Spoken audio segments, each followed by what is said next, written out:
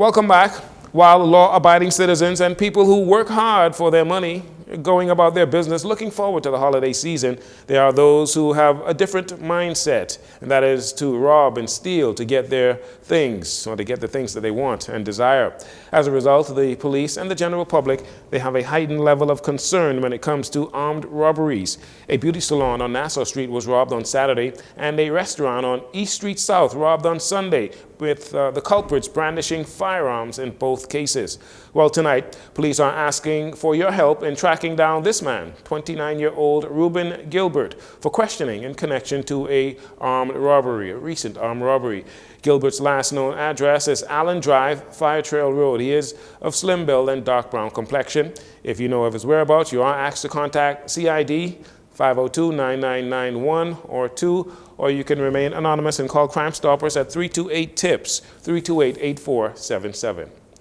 Police on Grand Bahama seizing a high-powered weapon, and a 24-year-old American man is involved, and he's now in custody. It happened on Monday just after 12 noon at a residence on Rutherford Close. The high-powered weapon, which had ammunition, was found outside the home. Police say the American man was further cautioned as the investigations continue there. Well, if you are a gun owner, it's almost time for you to renew your gun license. The police say all holders of firearms licenses for shotguns, rifles, or special licenses must ensure your firearms are licensed by the 31st of December. Consequently, possession of an unlicensed firearm after this date amounts to an offense. Licensing fees are as follows: shotguns, $150, rifles, $300, and special licenses, $750. You can apply for a license or renew your firearms license at the Firearms Licensing Office on University Drive. Following the resignation of Police Commissioner Clayton Fernando due to a long list of officers caught up in either corrupt or criminal activities, Ellsworth Johnson, former Minister of Immigration and a former police officer himself, shared his thoughts on the state of the Royal Bahamas Police Force last week. He said the following comments while he was outside the House of Assembly, just moments after the Prime Minister announced that he had accepted the resignation of Commissioner of Police Clayton Fernando. Johnson is calling on the government to bring about the necessary reforms to restore the residents' faith and trust in the police force. He goes so far as to say many police officers themselves want to see improvements within their ranks. For the most part, the majority of the police officers are well-thinking, well-meaning officers. And we are emboldened by their autonomous contribution to this event today. They want change in the organization. I can tell you that. I can't call names. They want change. And they want change from the top, the bottom, the middle, and the bottom. They want change. They want to bring back the respect for the organization. One of your colleagues, Ms. Miller, said, Shanique Miller said, when you see the police now, you get concerned about what may really happen. And that's not them. Once a police, always a police, and I'm a police, and I'm proud of them. But this has gone too far, and we're going to be out here today and a lot more. Johnson also emphasized that the lack of confidence in law enforcement can be detrimental to the state of the country. Hence, he is admonishing to do what is necessary to nip this alleged corruption in the bud, and calling on officials to launch a proper investigation.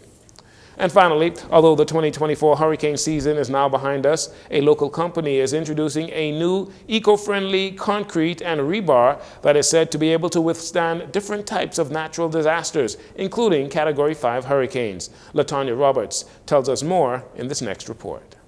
Certified Test and Laboratory, in partnership with Meta Engineering and Technical Services, is introducing a new eco-friendly concrete and rebar that is said to withstand Category 5 hurricanes.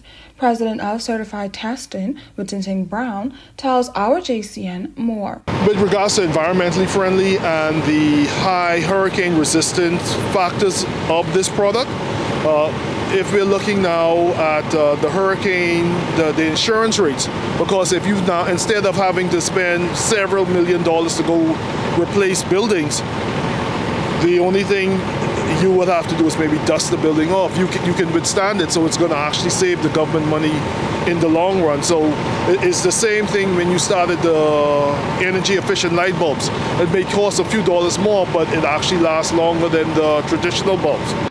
David Lawn, president of Meta Engineering and Technical Services, explains the elements behind the eco-friendly material.